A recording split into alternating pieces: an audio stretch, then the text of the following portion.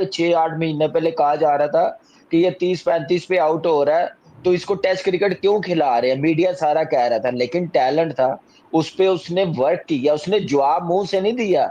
Run machine बोलना भी अब छोटा ही लफ्ज होगा जिस वे में वो खेल रहा है। थोड़ी सी इसमें झलक जो है ना विलियमसन वाली आ रही है। विलियमसन भी बहुत क्वाइट कैप्टन है। मतलब ये टीम क्या है, खाती क्या है, सबसे पहले मुझे वो बताओ, और हमें भी वो चीज खाने के लिए दो ताकि मैं भी वो अपनी पाकिस्तान की टीम को खिलाऊं और ये भी कोई इंसान के बच्चों की तरह क्रिकेट खेलना शुरू कर दे। शुभमन गिल रुकने का नाम ही नहीं ले रहा।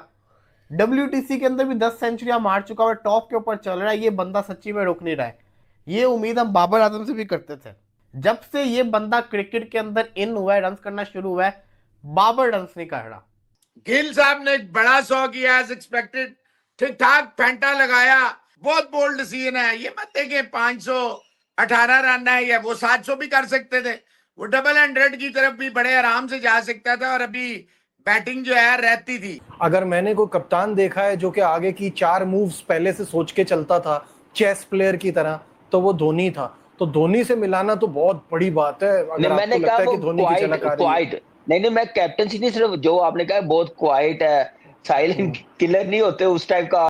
क्यों मैं कहता हूं Pakistan cricket nothing in front of India. ये मेन डिफरेंस आपको नजर आ गया ना कि उनके प्लेयर 100 करके भी ओवर सेलिब्रेट नहीं करेंगे। हमारे 50 पे कुत्ते की तरह शोर मचा रहे होते हैं कि पता नहीं हमने दुनिया फतह कर ली है, बट हमने कुछ ही नहीं किया होता। अब इंडिया को आप देख ले, बैटिंग करते तो बैटिंग विकेट होती है, बॉलिंग करते तो बॉलिंग होती है। इनको तरीका पता है कि किस जगह के ऊपर कहां पे बॉल करना है। जायसवाल के लिए मैं यही कह सकता हूं कि दुखी हूं कि उसका 200 आना चाहिए था। 200 एक बड़ा जिसे कहते हैं ना लेजेंडरी मार्क होता है। कल जब वो गया होगा, सोया होगा, उसने क्या क्या चीजें सोची होंगी, कल मैं ये ब्रायन लारा का भी रिकॉर्ड तो हो सकता हूँ, मैं कुछ भी कर सकता हूँ। Excellent talent. और मेरे ख्याल से जो उसने गलतियां की ना, ये मुझे याद है 6-8 महीने पहले कहा जा रहा था कि ये 30-35 पे आउट हो रहा है, तो इसको टेस्ट क्रिकेट क्यों खिला रहे हैं? मीडिया सारा कह रहा था, लेकिन टैलेंट था, उस पे उसने वर्क किया, उसने जवाब मुंह से नहीं दिया, उसने वर्क किया। मैंने कहा ना, बड़े प्लेयर वही बनते हैं टेस्ट क्रिकेट में, वही परफॉर्मेंस देते हैं जो अपने प्रोसेस पे बिलीव करते हैं। तो मेरे ख्याल से उसने अपने प्रोसेस पे बिलीव किया है। उसका जो मेंटोर है युवराज, आप देख लें उसके साथ कितना, अभिषेक शर्मा, ये है। जब ऐसे आइडियल बनाए हो ना, तो फिर वैसे आप बनते ही बनते हैं। मेंटालिटी चेंज होती है, जल्दी आप सीख जाते हैं। मॉडर्न डे के साथ टीम को क्या जरूरत है, क्या वीकनेस है, उस पर कंट्रोल कर लेते हैं। तो मेरे ख्याल से जबरदस्त टैलेंट, बहुत बड़ी परफॉर्मेंस। जो मैं बार बार कहता हूँ, जब ऐसी परफॉर्मेंस होती है ना यार, बासत भाई, आपने देखा कि गिल ने उससे बाउंसर शुरू किए हैं, सारी फील्डिंग बाउंसर पे लेके, एक वो विकेट एक्सपोज करके मारने गया तो वो लगी नहीं है, तो उसने दूसरा प्लान बी देखा, कितना जबरदस्त अप्लाई किया है। तो बीच में आके वो अपस्टेबल होके मारा, वो देखे जो उसने मारी अटेम्प्ट की है वो क्राउड में गया है। तो ये है बैटिंग की गेम अवेयरनेस, स्ट्रांग होना। और क्या टेक्निक, क्या बेस बनाई हुई थी, जबरदस्त। मजा आ रहा था कि जो कंपटीशन चल रहा था बॉलर्स का और गिल का। एज अ बैटर तो इस वक्त वो इंडिया की टेस्ट टीम का बेस्ट बैट्समैन नजर आ रहा है, सही है, और दुनिया में उसका एक नाम बन गया है। लेकिन मैं जानना चाहता हूं आपको पिछला मैच और ये मैच कप्तानी कैसी लगी? एज अ कैप्टन आप उसको कैसा देख रहे हैं? लीडिंग फ्रॉम द फ्रंट, वो सब बैटिंग पे आ रही है ना बात, कप्तानी बताइए मुझे।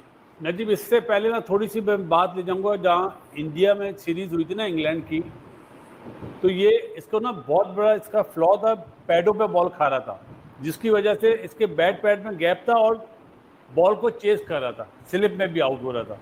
वो इसने इन 2 टेस्ट मैच में इतनी जल्दी मतलब डेवलपमेंट करी है, जैसे अभी कामी बात कर रहा था ना कि वो डेवलपमेंट जो वो कर रहा नजर आई है।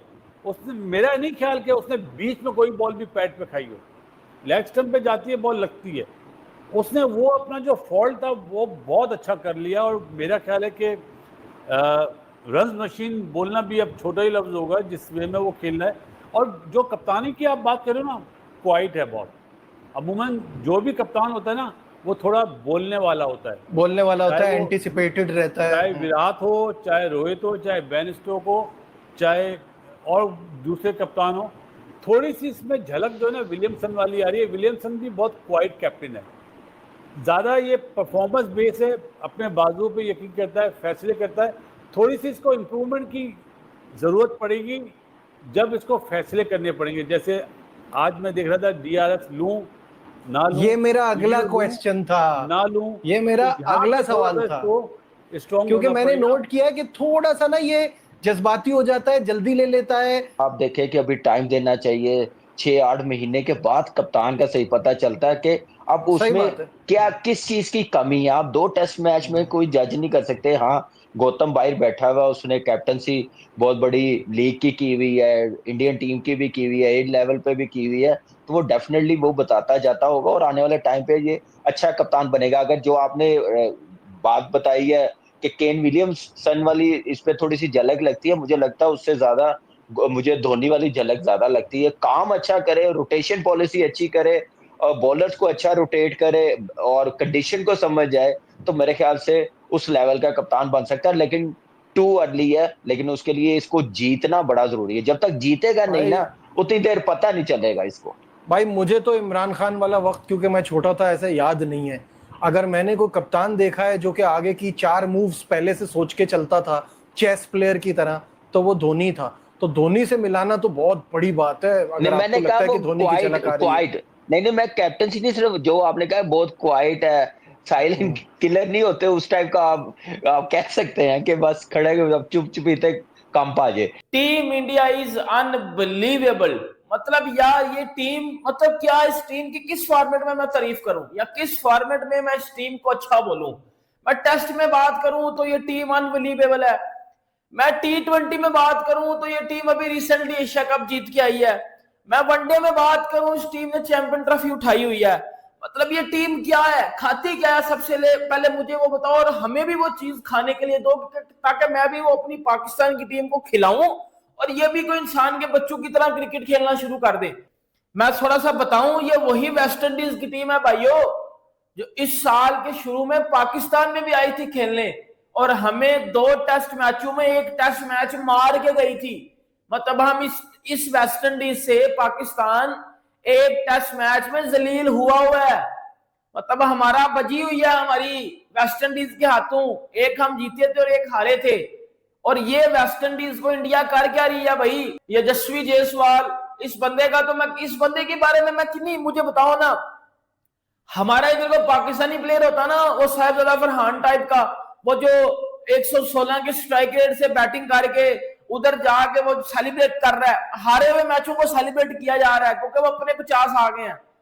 शर्म कर लो बेटा, ये जायसवाल से सीखो। क्यों इंडिया के प्लेयर ग्रेट है, क्यों इंडिया का यंग टैलेंट आगे जाकर ग्रेट बनेगा, क्यों बनेगा, मैं आपको वजह बताता हूं अब।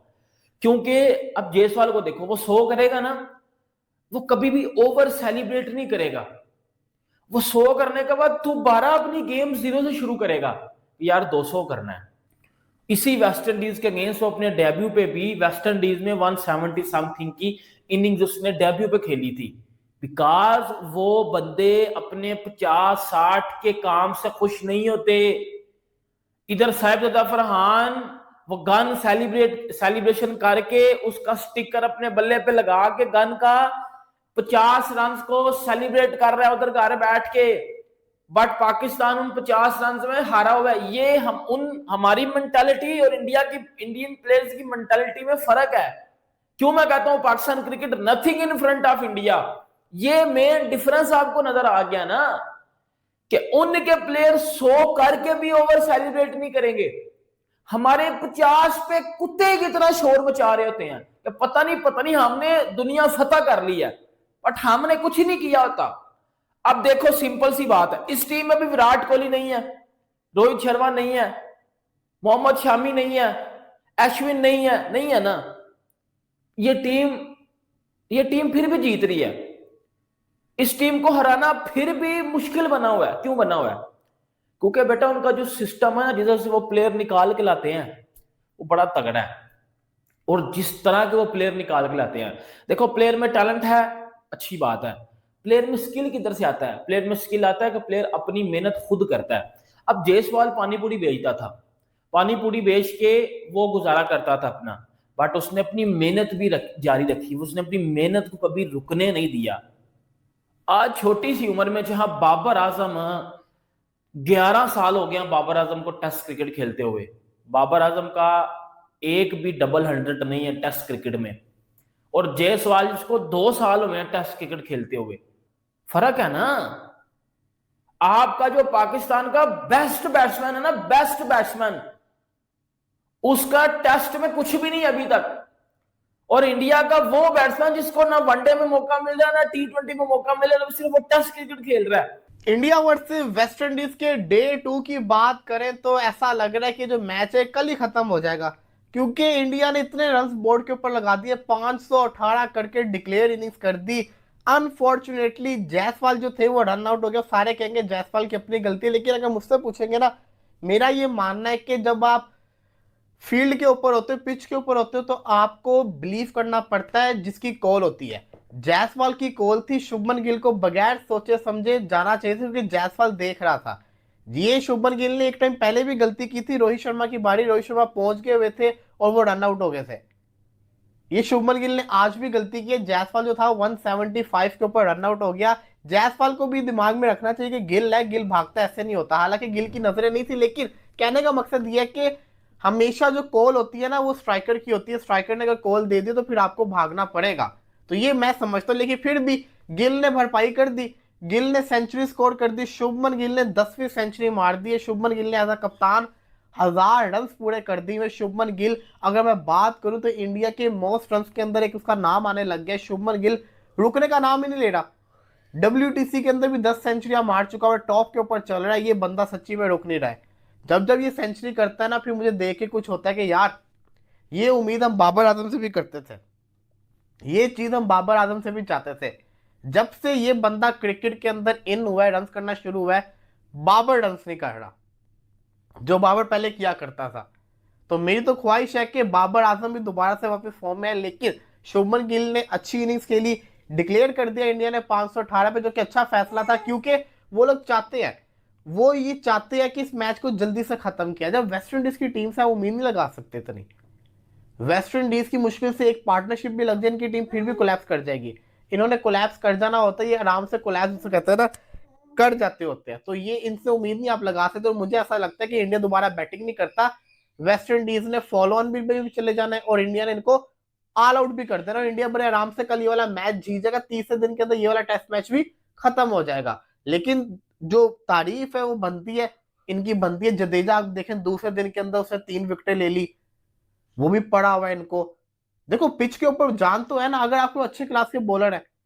अब वेस्ट इंडीज के बॉलर्स भी तो फिर वैसे बॉलिंग नहीं ना कर रहे, इतने उन्होंने चेंजेस किए, उसके बावजूद उनकी जो बॉलिंग लाइनअप है वो वैसे विकेट नहीं लेनी जैसे उनको लेनी चाहिए। अब इंडिया को आप देख ले, बैटिंग करते तो बैटिंग विकेट होती है, बॉलिंग करते तो बॉलिंग होती है। इनको तरीका पता है कि किस जगह के ऊपर कहां पे बॉल करना है, ये इनको चीज मेन पता है।